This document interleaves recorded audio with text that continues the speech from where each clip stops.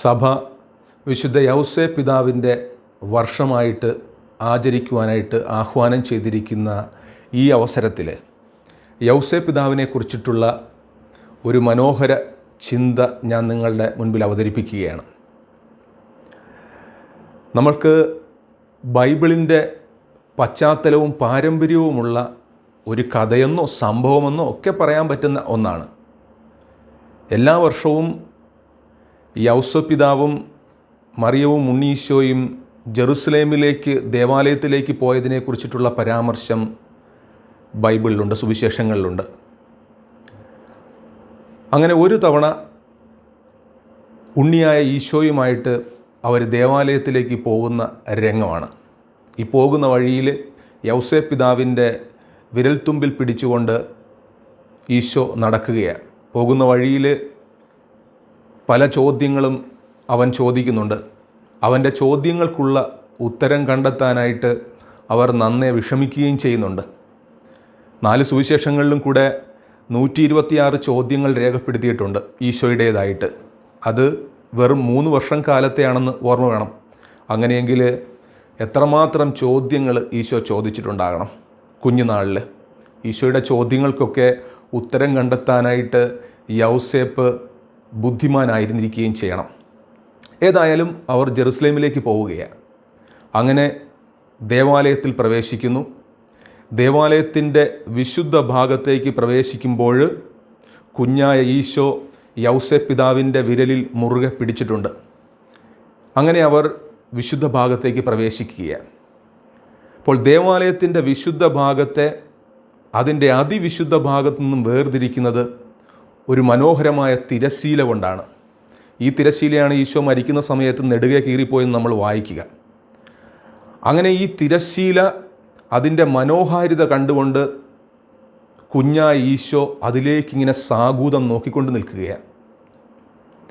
അപ്പോൾ ഈ തിരശ്ശീല അത്രയും മനോഹരമാണെന്നാണ് പറയുക. കാരണം ആ കാലഘട്ടത്തിൽ ലഭ്യമായ ഏറ്റവും മേൽത്തരം തുണികൾ കൊണ്ടാണ് അത് നിർമ്മിച്ചിരുന്നത്. മാത്രമല്ല അത് നിർമ്മിക്കാനായിട്ട് ഒരു പ്രത്യേകം വിഭാഗം ആൾക്കാർ തന്നെ ഉണ്ടായിരുന്നു എന്നാണ് പറയുക. അങ്ങനെ ആ തിരശ്ശീലയിലേക്ക് സ്വാഗതം നോക്കി നിന്നിട്ട് ഉണ്ണീശോ യൗസേ പിതാവിൻ്റെ വിരലിൽ ഒന്ന് അമർത്തി. യൗസേ പിതാവിന് മനസ്സിലായി അടുത്ത ചോദ്യമാണ് വരാൻ പോകുന്നത്. അങ്ങനെ യൗസേ പിതാവ് കുനിഞ്ഞ് ഉണ്ണീശോയെ കേൾക്കുകയാണ്. അപ്പോൾ ഉണ്ണീശോ ആ തിരശ്ശീലയിലേക്ക് നോക്കിക്കൊണ്ട് യൗസേ പിതാവിനോട് ചോദിക്കുകയാണ്, അബ്ബ, എന്താണ് ആ തിരശ്ശീലയ്ക്കപ്പുറത്ത്? സാധാരണ കുഞ്ഞുങ്ങളും നമ്മളുമൊക്കെ ഈ ഒരു സാഹചര്യത്തിൽ ചോദിക്കാനുള്ള ചോദ്യം എന്ന് പറയുന്നത്, എന്താണ് ഈ തിരശ്ശീല ഇത്രയും മനോഹരമായിരിക്കുന്നത് എന്നേ ചോദിക്കുകയുള്ളൂ. പക്ഷേ ഉണ്ണീശോ ചോദിക്കുന്നത്, ഈ തിരശ്ശീല ഇത്രയും മനോഹരമാണെങ്കിൽ ആ തിരശ്ശീലയ്ക്കപ്പുറത്ത് ഇതിനേക്കാൾ മനോഹരമായ എന്തോ ഉണ്ട്. അതുകൊണ്ട് ഉണ്ണീശോ യൗസേപ്പിനോട് ചോദിക്കുകയാണ്, അബ്ബ, എന്താണ് ആ തിരശ്ശീലയ്ക്കപ്പുറത്ത്? യൗസേ പിതാവ് ഉണ്ണീശോയുടെ മിഴികളിലേക്ക് നോക്കി, ആ തിരശ്ശീലയിലേക്ക് നോക്കി, എന്തു പറയണമെന്ന് ആലോചിച്ചു. എന്നിട്ട് വീണ്ടും ആ ഉണ്ണിയുടെ മിഴികളിലേക്ക് നോക്കി. അവൻ്റെ മിഴികൾ നന്നായിട്ട് ജ്വലിക്കുന്നുണ്ട്. ആ മിഴികളിൽ ഏറ്റവും സൗന്ദര്യമുള്ള ആ തിരശ്ശീല കാണാനും പറ്റുന്നുണ്ട്. അപ്പോൾ യൗസേ പിതാവ് തൻ്റെ 2 കരങ്ങളും കൊണ്ട് അവനെ വാരിയെടുത്ത് ടിനോക്കി, അതായത് അറമായിക്കിൽ അതിൻ്റെ അർത്ഥം എൻ്റെ ഓമന പുത്ര എന്നാണ്. എന്നിട്ട് അവൻ്റെ കവിളിലൊന്ന് ചുംബിച്ചിട്ട് പറഞ്ഞു, ഞാൻ നിൻ്റെ അബ്ബയല്ല, ഞാൻ നിൻ്റെ അബ്ബയല്ല. പെട്ടെന്ന് ആ കുഞ്ഞൊന്ന് പരിഭ്രമിച്ചിട്ടുണ്ടാകണം.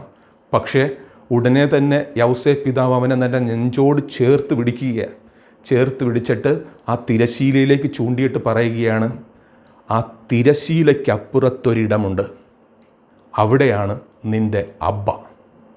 ആ തിരശ്ശീലയ്ക്കപ്പുറത്തൊരിടമുണ്ട്, അവിടെയാണ് നിൻ്റെ അബ്ബ. ഉണ്ണീശോ ആ തിരശ്ശീലയിലൂടെ അതിനപ്പുറത്തേക്ക് നോക്കുവാൻ തുടങ്ങി. അവൻ്റെ കണ്ണുകൾ ജ്വലിക്കുകയും തിളങ്ങുകയും ചെയ്യുന്നത് യൗസേ പിതാവ് കാണുന്നുണ്ടായിരുന്നു. ഈ പാരമ്പര്യങ്ങളുടെ പിന്തുണയുള്ള ഈ സംഭവം ഞാൻ പറഞ്ഞത്, ഉണ്ണീശോയുടെ ഹൃദയത്തിൽ ദൈവപിതാവാണ് തൻ്റെ അബ്ബ എന്നുള്ള ചിന്തയുടെയും അവബോധത്തിൻ്റെയും ആദ്യ സ്ഫുരണങ്ങൾ ഇട്ടുകൊടുത്തത് യൗസേപ്പ് പിതാവാണ്. ഇങ്ങനെയുള്ള ഈ അപ്പനെ, അബ്ബാ പിതാവിലേക്ക് നമ്മളെ നയിക്കുന്ന ഈ യൗസേപ്പ് എന്ന അപ്പനെ ഈ കാലഘട്ടത്തിന് ഏറ്റവും കൂടുതൽ ആവശ്യമാണ്. പ്രത്യേകിച്ച് ഈ കാലഘട്ടത്തിൽ എല്ലാവിധ പ്രശ്നങ്ങളാലും കലുഷിതമായിട്ടുള്ള അവസ്ഥകളിലും നടക്കുന്ന നമുക്ക് ഇങ്ങനെ ഒരു അപ്പൻ്റെ ആവശ്യമുണ്ടെന്ന് സഭാമാതാവിന് നന്നായിട്ട് അറിയാം.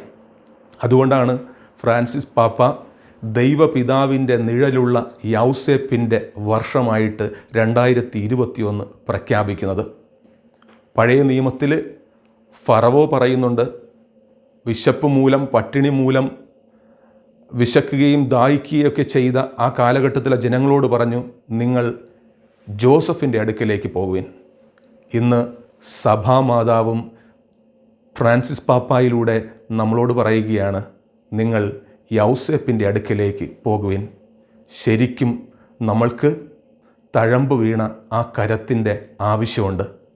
നമുക്ക് ആ വിരലുകളിൽ മുറുകെ പിടിക്കാം, ഈശോ മുറുകെ പിടിച്ചതുപോലെ. ദൈവം അനുഗ്രഹിക്കട്ടെ.